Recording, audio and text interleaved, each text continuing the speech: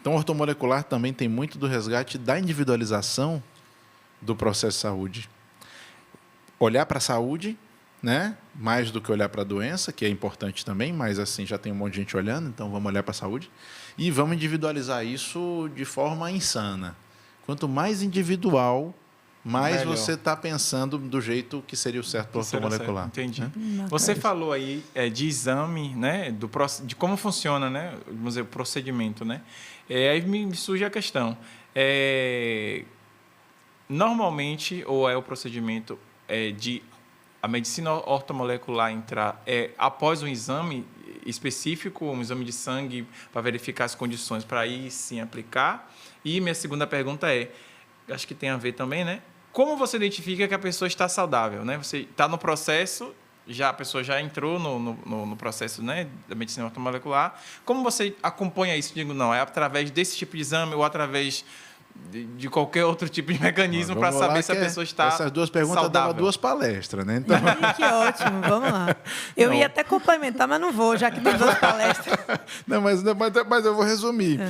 Vamos lá. Pensando na abordagem, porque é importante a gente lembrar uma coisa, não existe medicina ortomolecular. Sim. O que existe é a prática ortomolecular na medicina. Show. O Conselho de Medicina reconhece isso desde 1998. E tem pateta que até hoje fala que a ortomolecular não tem reconhecimento. Mentira, tem. Como prática terapêutica médica. Não é uma especialidade. Sim. Tá? Isso está lá. Resolução 1500 de 1998. Eu gravo até o número para ninguém poder encher minha paciência. Sim. Para você já jogar. Que foi ratificado em 2010 e em 2012 de novo. Então, assim, está tudo bonitinho lá. Sim. A prática ortomolecular, ela vai pressupor uma forma de pensar.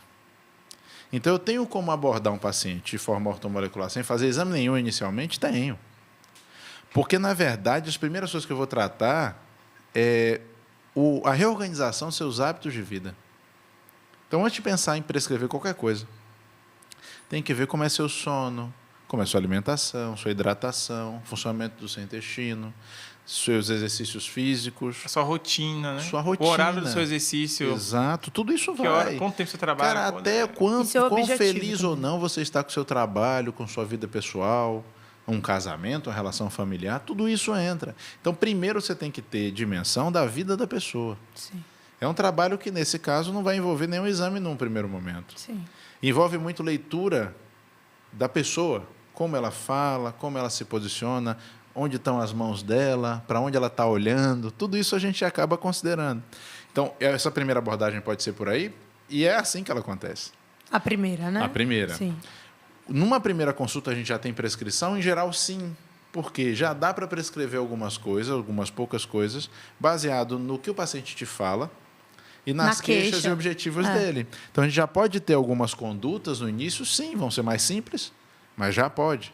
E muita gente demanda isso. Sim. Porque muitas vezes o paciente ele já quer começar, ele quer ter alguma coisa para fazer, né? Sim. Ele quer ter aquela coisa que Uma significa missão. uma missão. É verdade. É logo Quando a minha gente missão. vai fazer aula de habilitação, assim, né? Primeira aula prática. Quando a minha aula, por exemplo, eu fui tomar a primeira aula lá e ele me explicando tudo, né, com o carro parado. Aí, no finalzinho, ele fez assim: a gente vai dar só uma andadazinha aqui. Por que você não me xingar e dizer que você também não fez alguma coisa, né? Da aula. Aí a gente fica na expectativa, né? Chegar lá e falar: eu quero que ele passe alguma coisa Fazer para eu logo começar. minha tarefa. Mas você vê como isso é interessante, isso tem um significado. Então, quando você tem aquela primeira prescrição, mesmo que mais simples, né? Mesmo que baseada apenas nas suas impressões ali na anamnese, aquilo já é meio como desse aquele start, aquela espoleta. Olha, eu comecei a me cuidar. Isso é importante. Sim. Então, isso a gente faz, tá? A segunda pergunta eu me perdi. Não, as perguntas foram se através do exame Já dá para você saber. conseguiria Então, identificar. dá para começar mesmo sem exames específicos e segundo com momento? os exames, aí a gente vai entrar em nível de detalhe que é muito interessante. Porque o que acontece?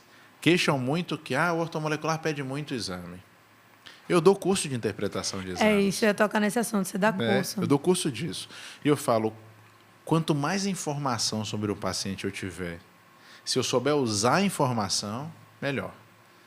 Então, eu sempre falo para meus alunos, só não peça o que você não vai ter utilidade para interpretar e analisar seu paciente. Porque tem muito médico que reclama um pouco disso, de dizer assim, mas se o paciente não está sentindo nada, o que é que adianta o exame? Muita coisa. Não é? Várias pessoas, eu já ouvi falar muito disso. Pois é. Tipo, mas pediu isso por quê? Você está sentindo o quê? É porque está pedindo, senão você não está sentindo nada. É que a diferença de foco, Dani, sabe? A gente na faculdade aprende a pedir exame para identificar doenças. Sim. Isso é um uso muito importante. Sim. Não está errado, está certo? Só que quando você está fazendo um trabalho que envolve o foco na saúde, você está pedindo exames para interpretar como aquele organismo funciona. E prevenir também, né? Prevenir. Não resolver um problema de fato. Ou até resolver antes que ele apareça. Aconteça, exatamente. Não é? Então, é um raciocínio diferente. Sim.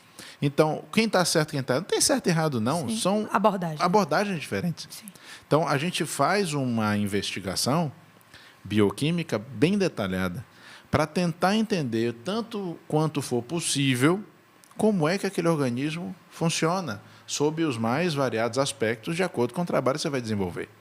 Então, assim, são dois momentos diferentes. Tanto que a prescrição, depois dos exames, ela tende a mudar bastante. Sim.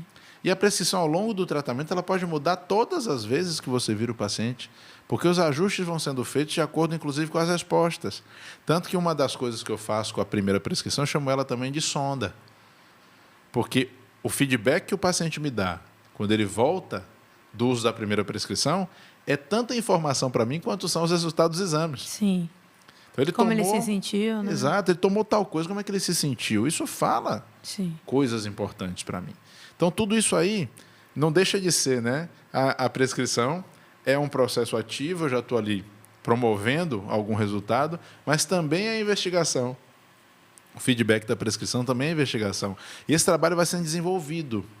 Aí eu falo sempre que onde é que conecta ortomolecular com o direito, né? Que no ortomolecular tudo é processo. Então, assim, não é uma coisa como você tem uma dor, toma analgésico, a dor passa. E aí, Não é assim. Na verdade, você tem saúde, ou você acha que tem um problema aqui ou ali, tem queixa, você quer melhorar algum aspecto, nós vamos interpretar como é que você funciona e vamos promover isso, usando o seu organismo como a ferramenta. Sim. Então, eu não vou corromper o seu organismo para funcionar como eu quero, eu vou ajudá-lo a funcionar como você quer. Né? Então, a ideia é por aí. Acho